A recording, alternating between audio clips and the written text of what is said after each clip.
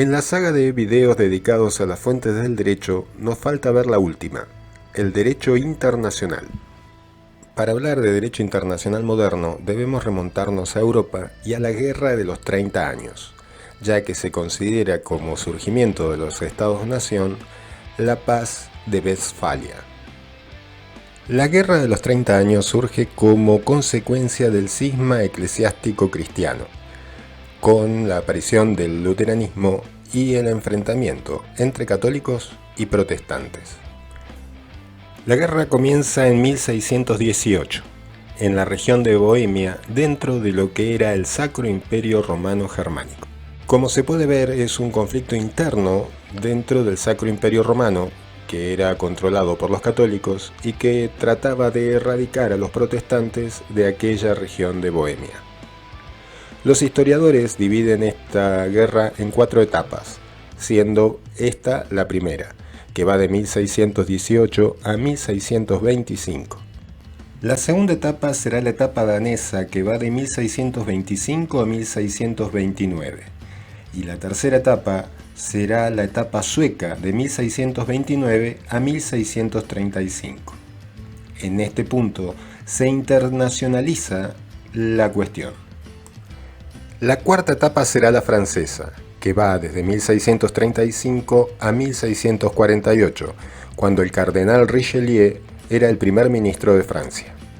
La segunda y tercera etapa se producen porque tanto suecos como daneses eran estados protestantes y reaccionaron en ayuda de los protestantes que estaban en Bohemia.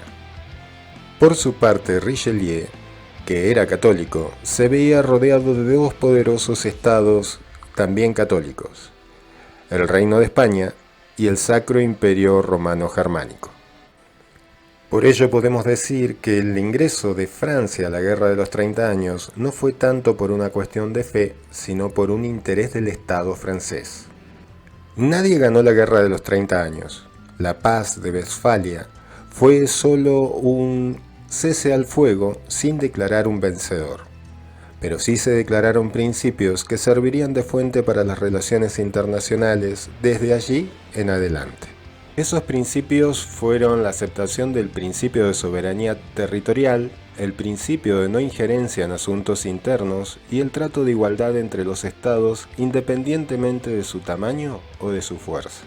Las relaciones entre los estados-nación se realizó a través de los tratados internacionales, los cuales podrían versar sobre diferentes materias, desde relaciones comerciales como así también de relaciones estaduales. Incluso las cuestiones de límites se zanjaron a través de tratados. Ese sistema de organización de las naciones duró hasta que finalizó la Primera Guerra Mundial, que había comenzado en 1914 y finalizó en 1918. Hasta entonces, mayormente, las relaciones internacionales se daban a nivel bilateral, entre 2 países a lo sumo. Cuando este conflicto finaliza, se crea el primer proyecto de una Asamblea Mundial de Naciones, lo que se conoció como la Sociedad de Naciones. El objetivo principal de este organismo era mantener la paz. Luego de los terribles resultados de la Primera Guerra Mundial, quería llegarse a una paz duradera y mantenida y garantizada por esta organización y todas las naciones que la integraban. El fracaso de dicha organización se vio claramente cuando en 1939 las tropas alemanas ingresaron a Polonia, iniciándose así lo que se conoció como la Segunda Guerra Mundial y que duraría hasta 1945, cuando en Yalta los líderes aliados se dividieron el mundo y crearon la Organización de las Naciones Unidas. Ahora bien, te estarás preguntando, ¿cómo influye como fuente del derecho el derecho internacional en los derechos nacionales?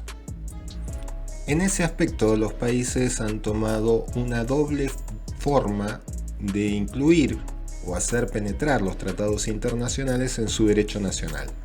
Esos son el monismo y el dualismo.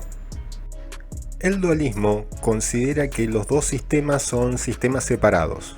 Por un lado va el derecho nacional y por otro totalmente distinto va el derecho internacional. Para que los tratados tengan vigencia, es decir, penetren dentro del ordenamiento jurídico nacional, se requiere que exista una ley que así lo dicte, que así lo establezca. Esa fue la postura de Argentina hasta el caso de Edmedjian con Sofovich, de 1991.